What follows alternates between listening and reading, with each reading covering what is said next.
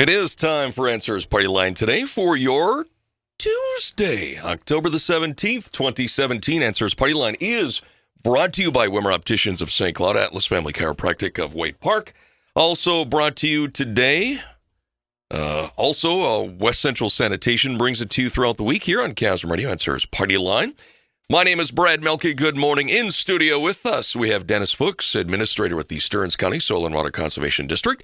Also, we have Rick Berscheid with the Natural Resources Conservation Service, and Ben Ruley is joining us today, first-time visitor here in Chasm Radio, soon to be a repeat guest, I'm sure.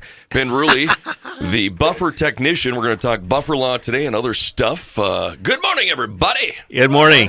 How are things at the busy office, I'm sure? Very, very busy. Very busy. Trying to wrap up a bunch of construction projects here before snow flies, and working with farmers on some cover crops, crop residue management, manure management, nutrient management, and then also we're trying to work with some producers on getting the buffers installed. Which the deadline is when? November 1st Already, okay. Of this year, and that's for the public waters, and that'll be a 50-foot requirement, and those areas have been identified by the Minnesota DNR where those buffers are supposed to be placed, and there is a GIS map out there where landowners can check to see if they need a buffer on their farm.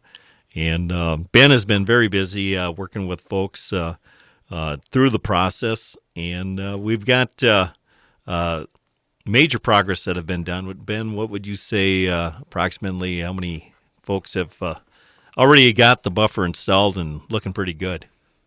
Well, we started off, we had about 94% compliance rate. We had 300 landowners in the county that were dealing with some compliance issues. Of those 300, we sent out maps, letters earlier this year to make them aware of what the state was asking them to comply with. Of those 300, we've had about 140 who have either established the buffer or they're agreeing to establish it either this fall or by July 1st. There actually is a deadline extension available for landowners who are working towards compliance. So 140 landowners are going down that path, working towards compliance. There's also an alternative practice component of the law where a landowner can request the Soil and Water Office to look at their individual lands. There potentially is flexibility in the law giving landowners credit for conservation practices they already have in place. We can consider things like negative slope. So if you have areas where the surface water is not running through the proposed or required buffer, there's times where we can lower that buffer to a minimum buffer, perhaps a 16.5. We do need to look at where the water is actually going and to make sure that there is treatment before that water gets into our channels. But we had about 120 of those 300 landowners request that service, or we offered it. I mean, it's something where we can be potentially more realistic about what's going on in an individual field, save acres from coming out of productions if the buffers are not going to be effective, but still guarantee that we're getting that water quality benefit. So we're working through those with landowners right now. We're a little behind on the 8 ball. Just because some of those tools we needed from the state were made available a little bit later in the year here. But we've had, of those 120, we already have 20 of those plans completed and have agreements with landowners where they were a little more willing to bite off on those plans when we could be more realistic about where the water's going and where the buffers are going to be effective. So do you become, Ben Ruley, the enforcer as well, or? The state of Minnesota, the Board of Water and Soil Resources, Bowser, is actually the agency that will be tasked with enforcing the law. We were, by the law, put in the role of informing landowners on the requirements and also helping them through any programs that we may have available. The law said that there wasn't money set aside to pay landowners for the acres that are coming out of production and going into buffer. But if we had access to programs like CRP, the Sauk River Hade Buffer Program, and things like that, we're tasked and obviously more than willing to help landowners get into those programs if they were interested in those. But sometime after the deadline for those landowners that are just not either become compliant or trying to work towards compliance and getting one of those extensions with us, the state will be the ones that will be tasked with enforcing that. And there is some financial penalties on the table, I guess, for landowners who don't work towards compliance. But the extension, is that going to be a penalty of some kind at all, or is that just... With the extension, there are two available. The first one is for landowners who intend to plant the buffer as the law is requiring, let's say the 50-foot, but they're not going to get it in this fall. With the weather conditions, I don't see how that would even be possible. Things are so wet, crops are going to be coming off late. If a landowner before the November 1st deadline lets us know, yes, I intend to plant the buffer, but can I get an extension into the spring? The state allows for an extension to July 1st. All they have to do is ask. Let us know that they do want to plant the buffer, but this fall is not going to be an option for them. Mm-hmm. Call our office, make that request. We make a note. You're good to go. Get that buffer in the spring, and you'll be just fine. The second extension that's available is for landowners who want to look at the alternative practices like we talked about. For those landowners, basically we have kind of into next year. A lot of it depends on us and our workload and how long it takes for us to get these plans developed. But basically, if landowners are willing to at least go down that avenue, it buys them additional time into next year or two to deal with the compliance. Did you say 94% are compliant at this point? That's where we started at. And like I say, we have 140 additional landowners who become compliant. So we're probably more up into the 95, 96% compliance rate now. So when you say compliant, does that include the ones who have asked for that extension into July of next year? No. I guess if we took that into account and say those landowners are working towards compliance, basically where we're at right now is we have, out of all the landowners in Stearns County, we have about 50 that we haven't gotten any information from. So we don't know if they're already compliant and planted it, if they intend to, or if they're just not going to do it. So, I mean, that's throughout the entire county. And there was 11,600 parcels that had a public water, either channel, lake or wetland, or a public ditch. So they were affected by the buffer law. So out of those 11,600 parcels, we're down to about 50 that we're not sure what their plans are. And we've sent out letters in the spring. We've sent out additional letters this fall to anybody we hadn't heard back from. And now that we're down to that 50, we're trying to make phone calls. I mean, I don't know if we're going to have to show up at farms.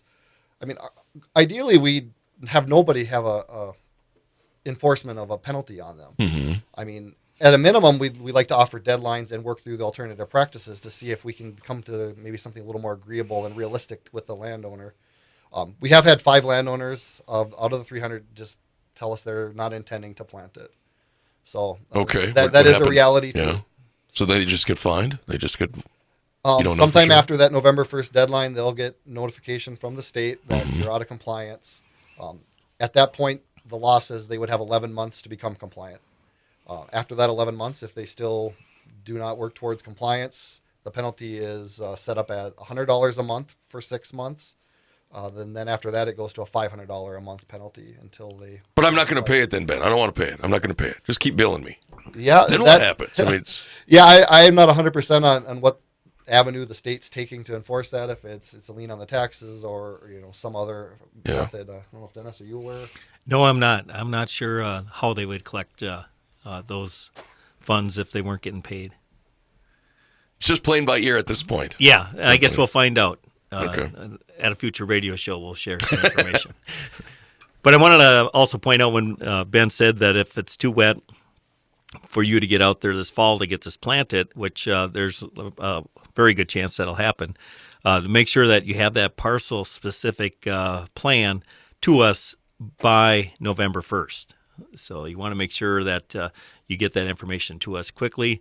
Otherwise, just give us a call and say you want to review some alternative practices, which could be looking at grass waterways, water and sediment basins, taking a look if we have negative slope, and we might be able to reduce that buffer width from 50 to 30 feet, or even if you have negative slope down to 16 and a half. And we want to work with you. Our board of SWCD supervisors has tasked our crew at the SWC to do this buffer program with empathy and work with and understand that the farmers are under an extreme amount of stress right now with the amount of rainfall we've been getting. Now we're getting too much. Earlier in the growing season, we didn't have enough. and then the crop prices, the milk prices, there's just a lot of stress on the system right now, and we're trying to do this with as much heart as possible. Yeah, it sounds like you got that extension, and then you said 11-month after that. Yeah, if the state comes after you, okay. You would have 11 months to work towards compliance before the fines would actually kick in. Okay. Ben, what is your actual, your actual title is GIS buffer. No, GIS technician, right? Yeah, my background is in mapping and surveying and those type of applications. So GIS is Geographical Information Systems. But so before all this buffer stuff threw that kink into your, routine schedule, what was your typical day for you? I would go out, assist with surveys and staking on construction projects, whether it was ag waste or shoreline. Dennis has me working on grant applications, targeting efforts, trying to figure out, where maybe there's some issues in the county that maybe we need to pursue funding for to assist our landowners. I work on our website. Has other tasks been? Have everything? You're one person, Ben. Are you able to take care of all the needs here, even with this other thing thrown in? It has consumed a lot of my days here for the last year or so. We do have some other staff in the office who are also assisting. Brad Wenz, our soil scientist, he's going out and doing site visits. So when we get into these alternative practices, some of them, a number of them will take getting out into the field, looking at the actual situations with those landowners. There's a couple other staff that are helping people through the CRP process if they want to see if they can get possibly some funding through that. They have to put the buffer in. Mm-hmm. Right now, those lands are still eligible potentially for that CRP program, so they could possibly get some compensation, I guess, for that. But yeah, I've had to put some of my other duties off to the side, but this is a high priority right now, mm-hmm. and it's something, like Dennis said, that greatly affects our landowners. I was just kind of curious as far as, area-wise, numbers-wise. Kind of trying to put this buffer law into, I guess, something I could wrap my head around. And I looked, and a rough estimate on how many acres in Stearns County are in cropland is about 523,000 acres in Stearns land are in active production. Okay. So they're listed as cropland in the system that we have access to. So, Ben, let me hold you right there. Yep. We'll take a break. We'll come back and pick up where we left off with Ben Ruley and the rest of the gang here on Chasm Radio. It's 9:30, Minnesota News Network right now.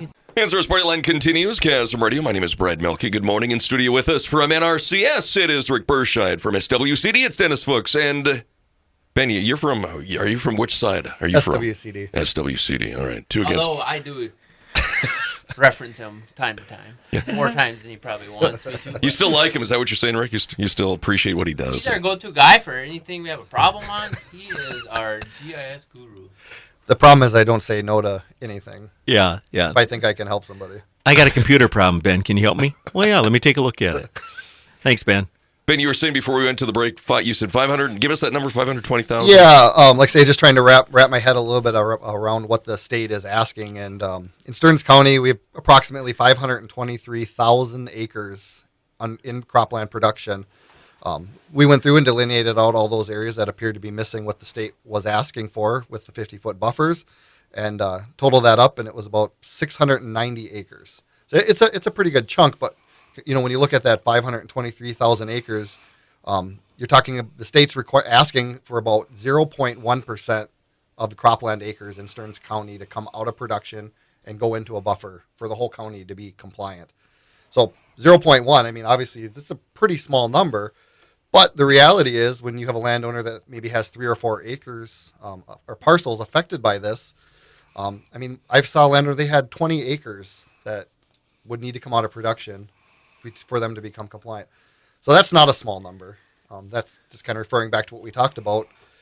If you're in that situation and maybe you haven't talked to us yet, reach out, talk to us, give our office a call.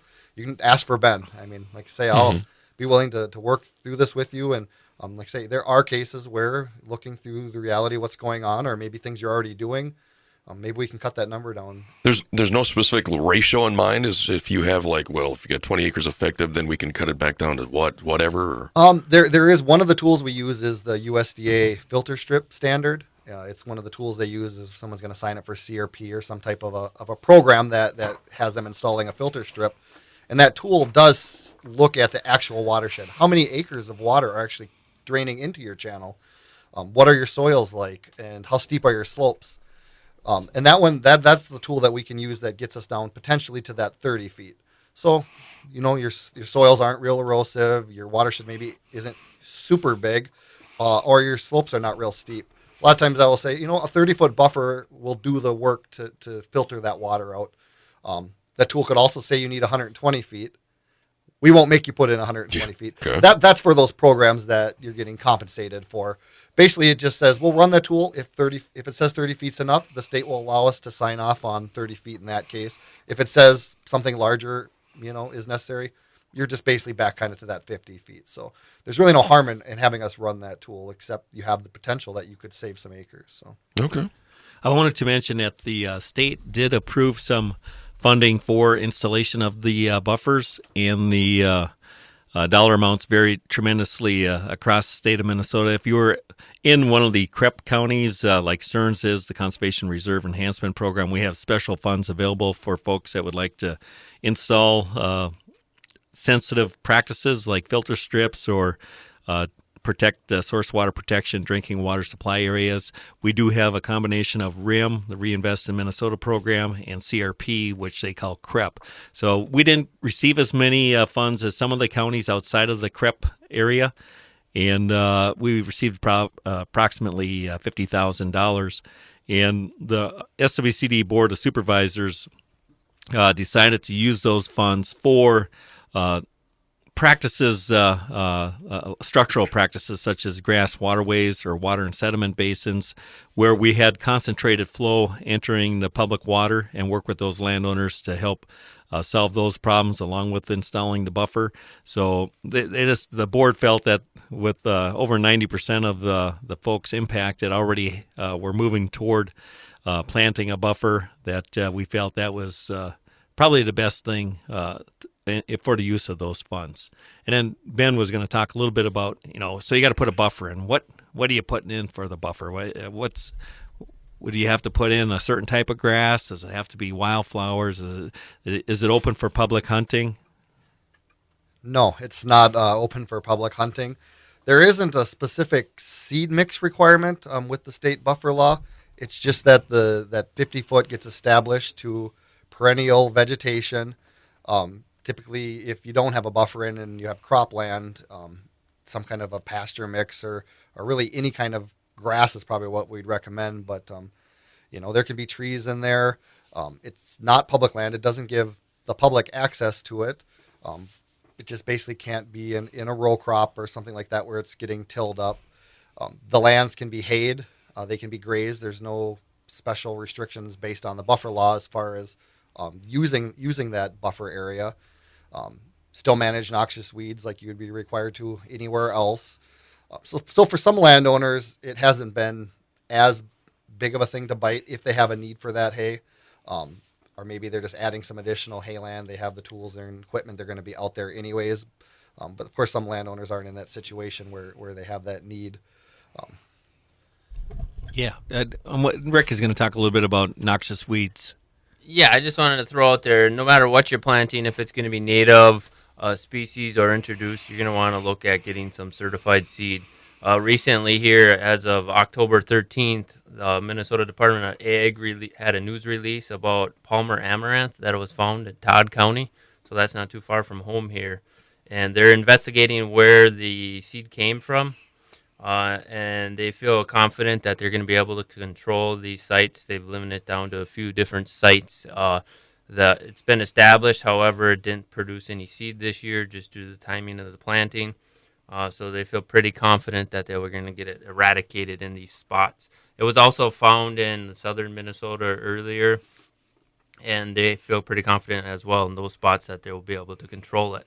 But you really want to make sure that you're using some sort of certified seed, or you know what's in it, to make sure that you're not going to be spreading some noxious species, because this one's a bad one. It can grow up to 2 to 3 inches a day if it gets established, and it can produce up to 100 to 500,000 seeds per plant, and it is herbicide resistant. And if it gets established and it gets into our row crops, it is a problem in Iowa and farther south. So we definitely want to make sure that no matter what you're seeding, that you know what you're planting, and that we're not going to be spreading around any other noxious weeds.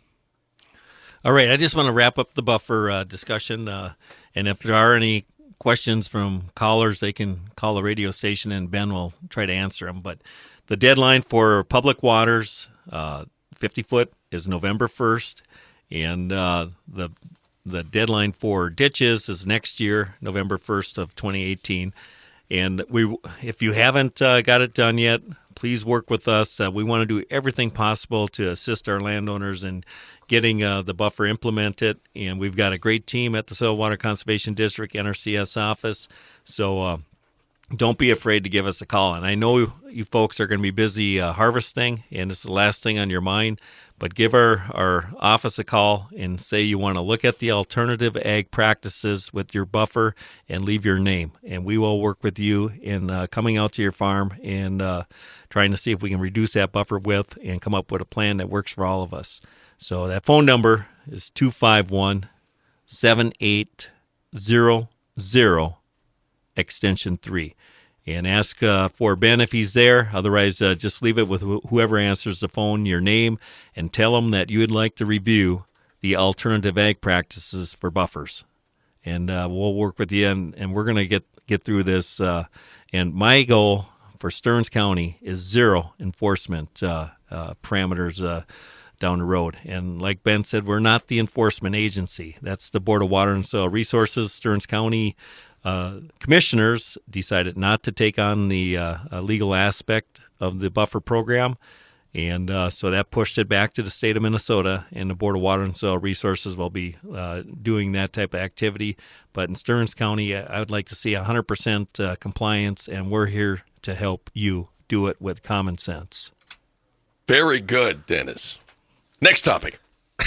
Yeah, I just wanted to let our listeners know the Minnesota MnDOT, they had a news release that came out here last month about producers leaving standing corn to help keep snow off the local roads this winter. It's not going to be too long here, and the white stuff's going to be falling, and we know what it's like driving in that mess, and I'm not looking forward to it. But there are things we can do, and this is one option. As farmers prepare to harvest their crops this fall, they should consider leaving a few rows of standing corn to help control the blowing and drifting snow, as well as improve visibility on Minnesota roads this winter. There is a program available through MnDOT, and here's an example. A typical standing corn row treatment is about a quarter mile long, an acre in size, with about 12 rows of corn left standing. And on average, the compensation to landowners to do this is about $1,000 per acre. So they still allow you to go out there and pick the cobs. Some groups, such as like Boy Scouts or other groups like that, have FFA. used it as FFA for fundraisers. You're getting compensated for the crop that you're leaving out there, and then it's help keeping our roads safe as well. So it only takes 2 weeks to get a contract. If you're considering this, contact the local MnDOT district office, and they can take a look at where you're at and see if you're eligible for that and walk you through the program. Or you can contact Gillickson directly, and his number is 651-366-3610. So if you're along a road that has drifting snow and you would like to consider this option, please give them a call and before you harvest it, and they can get you all set up with the contract. 12 rows is the magic number? 12 rows? That's a MnDOT program. I don't know the specifics as far as what it is. It was just their example of what they compensate you for. All right. Speaking of MnDOT, I think last year there was a lot of discussion about MnDOT right-of-way and how they were going to manage mowing and haying. They were going to require some extra precautions. Farmers were going to have to wear steel-toed shoes and hard hats. No, I'm just kidding. I don't know if that was part of the deal or not. But there were some things in there that some farmers felt was not really appropriate. So the legislators this past session wanted MnDOT to seek some public comment. And right now, the Minnesota Department of Transportation, MnDOT, has begun convening the Roadside Ditch Mowing Task Force, which will be reviewing the laws and rules associated with roadside ditch mowing and haying in the state highway right-of-ways. The task force is a result of legislation passed during the 2017 session that placed a moratorium on the enforcement of a statewide permitting process for mowing and haying in state right-of-ways by MnDOT. The Minnesota Farm Bureau Federation is part of the task force, which includes other ag groups, local government, environmental organization, and each stakeholder group has brought forward many concerns ranging from weed control and limitations to the mowing dates to wildlife habitat and safety. As part of the legislation passed, the Minnesota Commissioner of Transportation must present recommendations from the stakeholder group to the legislator by March 1st of 2018. MnDOT will be holding a series of listening sessions throughout Minnesota to learn more about this issue. Information for those meetings, I do have one here for you, and that is going to be in St. Cloud, and that's going to be on November 9th. Hopefully the crops are harvested and all the field activities are completed, and that's from 6:30 to 8:30 p.m. on November 9th, which is, what day of the week is that? November 9th is Thursday. Thursday. So that's Thursday, November 9th. And that's going to be at the St. Cloud MnDOT Conference Center, which is just up on by the crossroads there, north of the crossroads on 15. And that's 3725 12th Street North. So that'll be a great opportunity for you folks that have state highways along your farmland that you've been mowing or haying for the state. If you have comments, please show up there and share your concerns with some of the potential problems with noxious weeds or wildlife habitat or feed quality. So once again, that's Thursday, November 9th, 6:30 to 8:30 p.m. at the St. Cloud MnDOT building, 3725 12th Street North. Good. Very good. That's all I have on that. Now, I do have one other thing I wanted to share. Is that okay with everybody? Go for it. The Minnesota Department of Ag also has grants available to fund on-farm livestock improvements. And we have worked with producers in the past to help bring some of these state dollars back to Stearns County, and we're willing to do that. If you're working on projects with us and would like to access these funds, don't be afraid to give our office a call, 251-7800, extension 3. There's $2 million available for construction and physical improvements, and livestock producers may apply for a portion of that money through the livestock investment grants. Funds are provided by the Minnesota Department of Agriculture's Agri-Growth Research and Innovation Program, and it's for on-farm improvements. Livestock investment grants help farmers stay competitive and reinvest in their industry, said the Minnesota Department of Ag Commissioner Dave Fredrickson. Last year, 105 livestock farmers received grants to improve their operations. With livestock investment funds awarded during the 2017 fiscal year, Jordan Daugherty of Raymond purchased feeding and fencing equipment, which will enable him to raise more sheep. In Heartland, Brady Jensen used grant funds to construct a 2,400 head swine facility to increase profitability and allow a young farmer to start farming full-time. Joseph Hemish of Paynesville used the grant funds to update a manure pit, feeding equipment, and add more stalls to his barn. That sounds very familiar. These improvements will help grow his dairy herd and protect the environment. Qualifying producers are reimbursed 10% of the first $500,000 of investment, with a minimum of investment of $4,000. Qualifying expenditures include the purchase, construction, or improvement of livestock buildings or facilities. Fencing, feeding, and waste management equipment are also eligible. Producers who suffered a loss due to natural disaster may also apply. The grant will not pay for livestock, land purchases, or debt refinancing, and projects must begin after January 1 of 2018. Past applicants who did not receive an award must reapply for the 2018 program. Applications for beginning farmers, farmers transitioning into livestock, and those with a positive environmental impact receive priority. I'm going to say that one more time. Applications for beginning farmers, farmers transitioning into livestock, and those with a positive environmental impact receive priority. So those folks working with us in our office might have a little higher priority because they're solving environmental problems. Details and grant guidelines are available on the Minnesota Department of Ag website. So just type Minnesota Department of Ag and Livestock Investment Grant. And the application deadline is coming up fairly quick. Deadline is December 15th of 2017. And if you'd like to have a letter of support because you're working with us, I have helped other producers in the past with a letter of support with all the great activities happening right here in Stearns County. So good opportunity for folks to bring in a little additional income when times are tight. Great. Busy, man. Yeah. Oh, my gosh. Yeah. 4 minutes Time for left. one more topic? Yeah, go ahead. All right.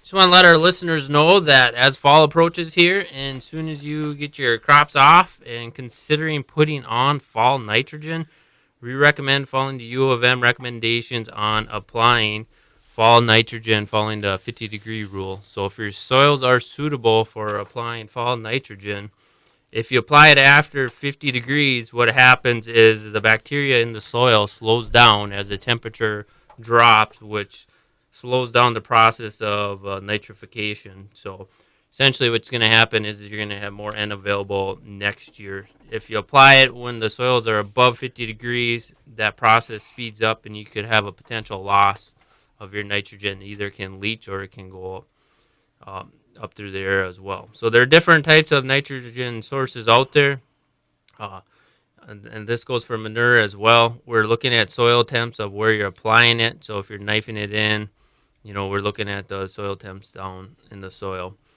to be at or below 50 degrees. And with the weather we're having now, which is beautiful out, that soil temp, I looked last week, was just hovering above 50 degrees at that 6-inch mark here. But if we get a week of nice warm weather here, they'll stay above that 50 degrees. So one thing to consider before you apply your fall nitrogen is to look at that soil temp. All right. 2 minutes. Last call. Final call. We'll be back on the line in November. Okay. And we'll be talking about our upcoming Minnesota Association of Soil Water Conservation Districts Convention. Mm-hmm. We'll be sharing our outstanding conservationists that was selected for 2017 and some of the hot topics that'll be discussed at the convention. Steamy hot. Oh, stay tuned, listeners. It's only going to get better. Where do we find your office? That's located at 110 2nd Street South, Marketplace Mall, right by Pizza Ranch. Stop on in when you're having a great meal at Pizza Ranch.